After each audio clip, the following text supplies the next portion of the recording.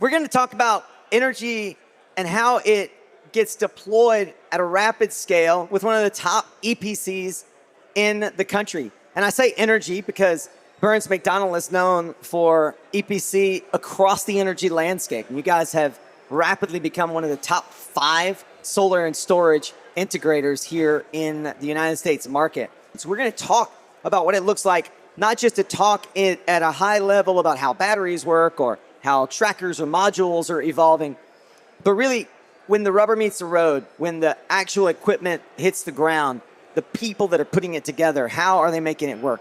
Adam Bernardi and Grant Reasor from Burns McDonnell are going to give us a look behind the veil, as I mentioned, of the top 5 EPC, their vision for optimizing large-scale solar projects. We're going to explore the current state of the module market, including updates on domestic content and the strategies that are helping their customers to deploy more solar and take advantage of the IRA credits. You know, optimization around these site conditions takes perspective of the different terrain. We have now practically every tracker has terrain following equipment, different equipment combinations to try to meet IRA requirements. And Burns McDonnell and their team take all of this into consideration when they're guiding their customers through this process. We're also going to discuss things like handling challenging performance testing in the frozen tundra of the upper Midwest. And this is an all-encompassing look at the critical role that your EPC partner plays in the success of your project. Adam and Grant, welcome to the show. Oh, thank you so much for having us. It's a pleasure to be here. Could you just sort of separate the wheat from the shaft right out of the gate, Adam, on the module market in particular, what you're seeing in the module market and how all these different levers really impact the project economics? You know, modules is not something that an EPC contractor buys very often anymore, right? So our role in it is really kind of trying to understand what their end goals are. And Grant and team do a fantastic job of that, right? Where it's not just about building a project. It's really trying to understand the end goals of the customer. You mentioned domestic content. Now with domestic content, we're seeing some folks ask questions about, you know, how do you thread the needle between getting enough domestic content modules to kind of check the box to get that additional 10%, and then maybe there is some other modules that are, you know, not domestically supplied, and trying to optimize around that solution. So what you're saying is there is a way to basically take a techno-economic approach to choosing modules that perhaps are half or some percentage not subject to AD/CVD, and trying to find an economic price point that still meets the project economics. We're getting questions about that, okay, right? And so, Grant, I'd love to hear your perspective, because this is really what his team do so well, right? Because we don't buy the modules. It's really the owners coming to us, and it's almost sometimes like bring me a rock, right? I mean, Grant can tell you how many different times we do layouts for projects, right? We never get it right on the first time because the owner changes something, or they ask a different question, or Grant and team find, you know, just a little something that can get a little more juice out of the project. Yeah, I think it's really important for us to understand a little bit, behind the scenes of what is driving the owner's pro forma in that project. And so instead of just getting a direction, we want a 250 megawatt project, period, in this land. Like, that's great, we can do that. But what we really like to understand is the owner's, is it a net capacity factor? Is it a certain year one energy target? And then we can really pull in the module selection, equipment selection based on that target, and kind of, as he said, build a better mousetrap. Yeah, I love the techno-economic solution. We're going to have to borrow that, because that's really a perfect description for what Grant and team do. Yeah, I love that. So Grant, I know that you guys also spend a lot of time thinking about the fact that we no longer have these perfect postage stamp sites. Mm-hmm. You know, no more taking the most easy to grab, Bureau of Land Management sites or big open farm fields. It feels like every single tracker manufacturer at some point in the last 18 months has issued a mandate to their design team. We have to have a terrain following product. How do you all evaluate terrain following trackers and the benefits into your projects? Yeah, so there's obviously cost impacts to mitigating grading, earthwork, seeding, site restoration, but what we found is there's also counties or owners that have a certain amount of earthwork that they've committed to the community or to the landowner that they're going to do. So it may only be 5 to 10% of the site that they've agreed to grading. So in some instances, it's not necessarily the cost, but it's the commitments to the community and to the county that we have to take into consideration when we evaluate terrain following or not. That is fascinating. And it also impacts not only the commitments that are made to the municipality, but if you can terrain follow, you do have an impact on the actual yield of the project, right? So there's a trade-off there in terms of whether or not you're able to harvest the maximum amount of energy. But what about upstream? Because there's a critical decision that has to happen in the development phase of how they're going to tackle the EPC process altogether. And I know that it must be frustrating as you often receive this sort of baked project that's in the developer's mind is ready to roll. And it's not so baked. I want to talk a bit about the things that you commonly see in the development phase that when it's handed to you in the EPC phase, you really wish could have been more polished, or maybe they would have engaged with you sooner in the process. Yeah, I mean, almost every project we see is shovel ready, right, at this stage of the game, right? No, I mean, I guess I will say the market has come a long way. Like the RFP packages and what we see today has improved drastically from probably what we've even seen 3 years ago, Yep. would you say? Yep. Some common things. One, it's hard to hold it against owners. We know as an EPC contractor, we're not alone. We all kind of have our persnickety requirements as it relates to geotech, right? Yep. Owners will tell you, for you guys, there's never enough geotech, right? So that is one thing that we tend to either want to go back and do, or we find that maybe isn't quite up to our standards. The other thing is, and maybe Grant can touch on this after I set it up, is on the layout side, right? I mean, he mentioned the techno-economic analysis that we go through. We get a lot of layouts from owners who maybe only want to pay for a 10% package, or maybe they have a little bit of in-house engineering and they haven't really thought through the constructability of a project, right? So for us, we would prefer just make sure the environmental constraints are done, have your wetlands formally delineated, make sure the cultural analysis is done, and then just give us that, and Grant and team will kind of take it from there. Yeah, definitely. I think that owners, as Adam said, the past 2 to 3 years, it has definitely improved in the quality of the information we're getting. But, as I mentioned, getting the next level information around the energy targets and kind of the owner's goals allows us to really develop that layout and provide the best value to the client. Not everybody builds everybody's products, so we tend to build more. Maybe sometimes it's more ATI than Nextracker or fill in the blank. So those relationships are important because they can help speed the process up. I will say, much like we talked about the quality of the information, I think now there's an understanding that the amount of time that we have to put into a number kind of reflects the quality of the number and the amount of conservatism that we get. We're also seeing owners, I mean, we were having a discussion today about project CODs in 27 already. Yeah. So I think, 25 is going to be a really big build year, almost filled up.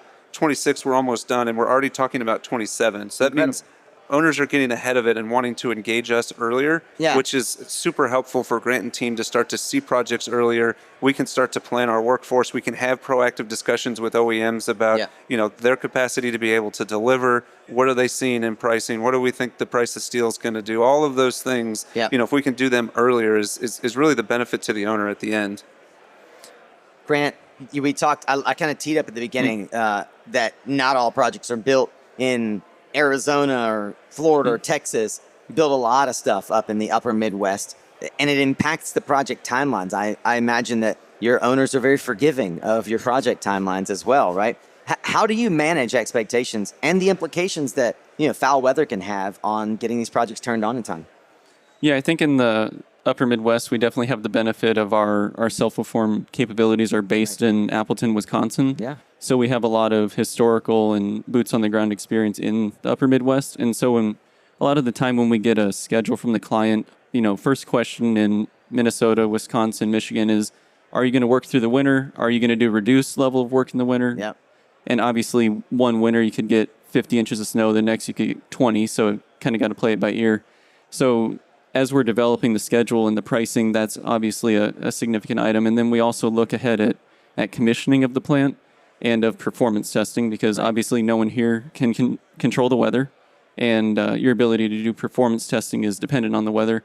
So we've actually been working with our owners in those regions to have an option or kind of a next stage for what referred to as an initial capacity test, where if you run into some limitations in November, December, January, you can kind of loosen the requirements a little bit and complete a test and then come back later in the spring and do a follow-up test. And so having that kind of foresight and option in the contract at the beginning is very beneficial. as opposed to scrambling in December, trying to figure out what you're going to do to get through testing. That's been an interesting discussion, specifically in MISO. I think, as I understand it, a lot of owners, they have to submit like summertime for the capacity market. Right. And so if you hear what Grant said in terms of, maybe we're, best time is spring to summer to get ready for that from an owner's perspective, right, doesn't leave a lot of time. And so we've had these discussions because if you lay it out where we say, hey, we want to do this initial test to be able to give us some flexibility,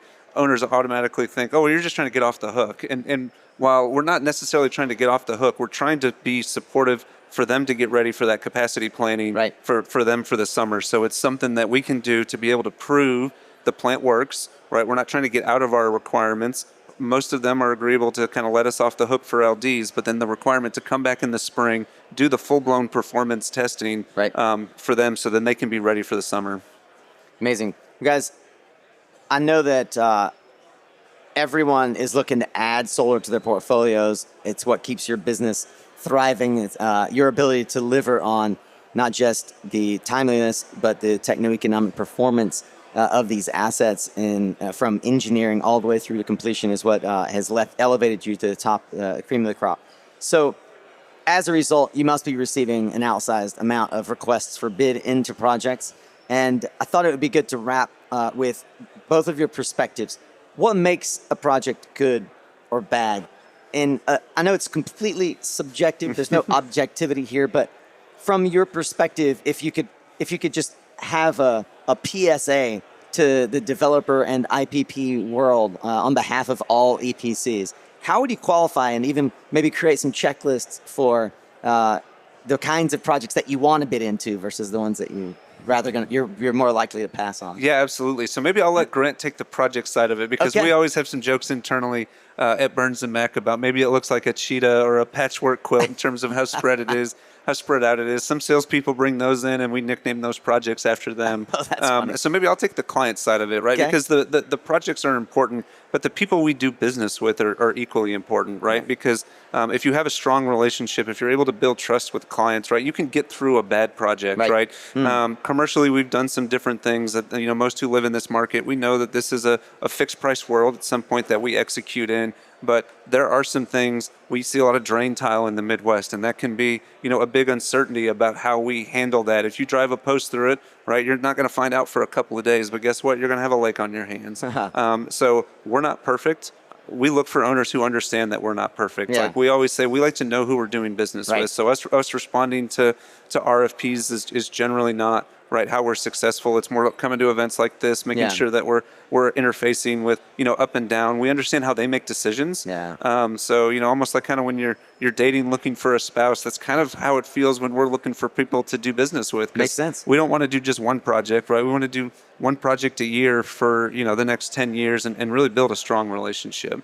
So that's generally what I focus on, is kind of on the people side, the client side. Do they have the money? Do they have what the success and the reputation in the market? And then Grant and team focus on the technical and project size and talk about the dead cats or the cheetahs that we bring in.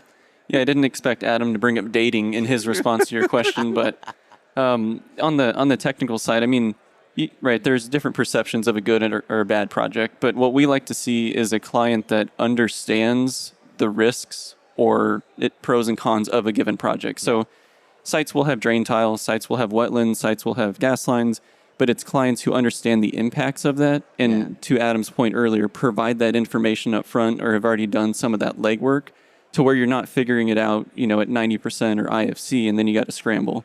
And so it's more the quality of the due diligence and, if you have a patchwork design, as Adam mentioned, different parcels, like do they have the easements in place? Do they have crossings identified? Highways, gas lines, etc. So we can overcome those challenges, but the earlier you identify them and get that level of information really helps us, drive the value into it as opposed to, playing from behind and trying to resolve it at the IFC stage. Fascinating. I love this discussion. I'm really grateful to have an opportunity to really dig deep. I don't often get a chance to just ask a ton of questions from someone who is actually actively out building this energy transition and doing it at the level that Burns & McDonnell is, the pedigree, the heritage from the oil and gas days. It's great to see a company that has really been able to train their focus on being an energy transition contractor and not leaning on the legacy business, but really leaning into where the energy business is going. Adam Bernardi is Director of Solar. Grant Reasor is Associate Electronical Engineer at Burns and McDonnell, a top 5 solar and storage EPC in the space. Thank you guys for taking time to come to the Power Up Live stage and enlighten us. Yeah, thank you for having us. Yeah, thanks, Nico. It's always a pleasure.